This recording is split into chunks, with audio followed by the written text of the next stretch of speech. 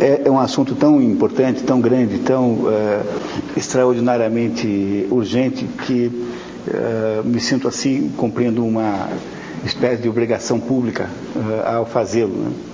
Quando você fica pensando, né, quando foi que nós esquecemos a educação, como é que nós a perdemos? E aí ficamos elegendo essas bobagens como educação, quer dizer, esse conjunto de ideário moderno que se chama de educação, é um pouco dessa autoilusão. Compreender para onde é que foi parar a educação foi o padre Ivan Illich. O que o padre Ivan Illich faz, na verdade, é propor o seguinte: para com esse negócio de escola. Não escola nenhuma. A única coisa que interessa é que aqueles que querem aprender alguma coisa se encontrem com aqueles que querem ensinar alguma coisa. E isso que nós chamamos aí de educação não é educação de modo nenhum, é alguma coisa próxima do conceito de ensino. O que o padre então faz é logo de cara destruir essa falsa equação entre educação e ensino, como se essas duas coisas não tivessem nenhuma ligação uma com a outra. E de fato, se você prestar atenção, se você não destrói essa ligação, você não entende nada mesmo desse assunto.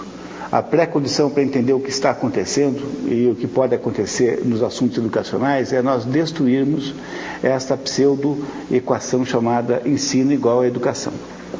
Continua o padre Ivan Illich dizendo que isso que se chama de ensino não tem nada a ver com educação, porque ele é basicamente uma metodologia de distribuição de posições sociais.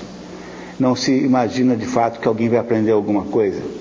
É apenas um método pelo qual você distribui entre as pessoas privilégios que podem depois servir para fins de todos os tipos, mas sobretudo profissionais.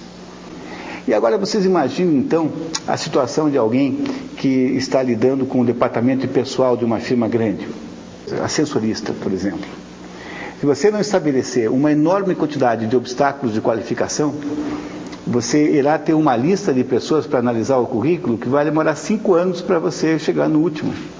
Então, o que acontece? Essa turma de RH vai lá e põe assim no jornal: para ser ascensorista tem que ter segundo grau completo, daqui a pouquinho tem que ter curso de administração de empresas, né? Porque o único objetivo disso é reduzir a quantidade de pessoas candidatas àquele determinado curso. Essencialmente é isso que nós temos que resolver com o ensino moderno. O ensino moderno é apenas um meio de você separar as pessoas com perspectivas diferentes de capacidade de obter emprego. E é por isso que todo debate sobre qualidade de ensino é, no fundo, um debate vazio, porque, no fundo, esse assunto não tem nada a ver com educação, é apenas um assunto de promoção social, digamos assim, entre aspas. Essa é a tese do padre Ivan Illich, que nós nos enganamos profundamente ao imaginar que tem aí no assunto ensino, e o que eu chamo de ensino é esse conjunto de rituais de natureza governamental, porque mesmo quando é privado obedece aos rituais estabelecidos pelo governo federal, né, o governo estadual, o governo municipal, enfim, o que for. Esse conjunto de rituais não tem nada a ver com educar alguém. É essa realidade que a gente precisa entender.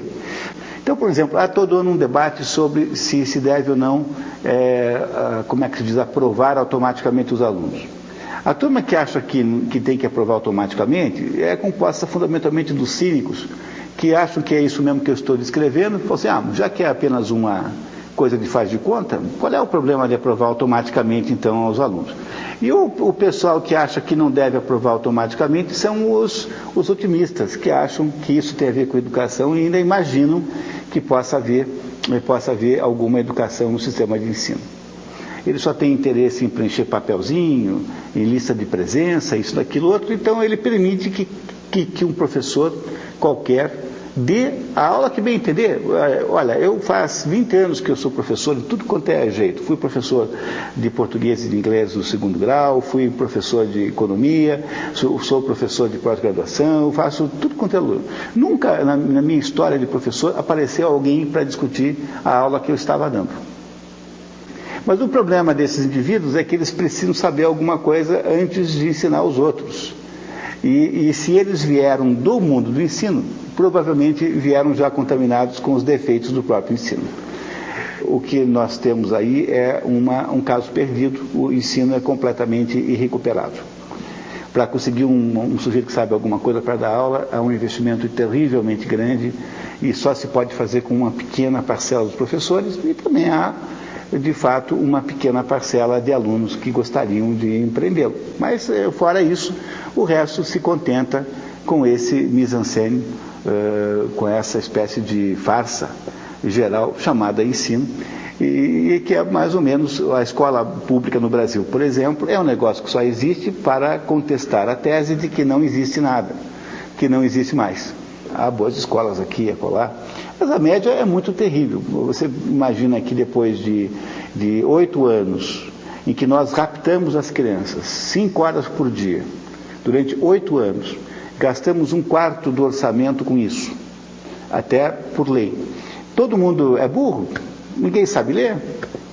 Não parece a vocês haver alguma coisa terrivelmente errada nisso? A eficiência de um negócio desse é absolutamente ridícula. Nós não sabemos o que estamos fazendo. Mas a nossa rebelião vai até o ponto em que a gente entende que trata-se simplesmente de ensino e não se trata de educação. Educação não pode existir nesta base em que ocorre o tal do ensino brasileiro. Pois se a gente não entende essa diferença de educação e ensino, também nós não entendemos o que o Trivium quer nos mostrar, porque o Trivium é, de fato, um instrumento de educação. Não só o Trivium, como o Quadrivium, naquilo que se chama de 7 artes liberais. E a própria expressão 7 artes liberais quer nos dizer que a parte liberal do título, né, quer nos dizer que há uma liberdade intrínseca a esse assunto, ou seja, que esses conhecimentos que o Trivium e o Quadrivium permitem que nós tenhamos, são conhecimentos livres, você os obtém se você bem entender. E esta é a primeira condição para que haja alguma educação. A educação tem de ser necessariamente voluntária. Não pode ser de modo nenhum forçada por nenhuma espécie de método.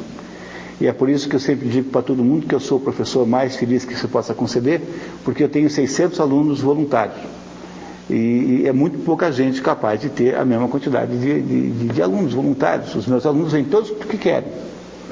E isso é a garantia de que eu tenho realmente a possibilidade de educar alguém, porque eu estou, de certo modo, protegido por essa vontade, esse desejo, que é o que não existe no mundo do ensino. O mundo do ensino precisa fazer o ritual da presença. O ritual da presença é esse ritual de que nós conhecemos os resultados aí.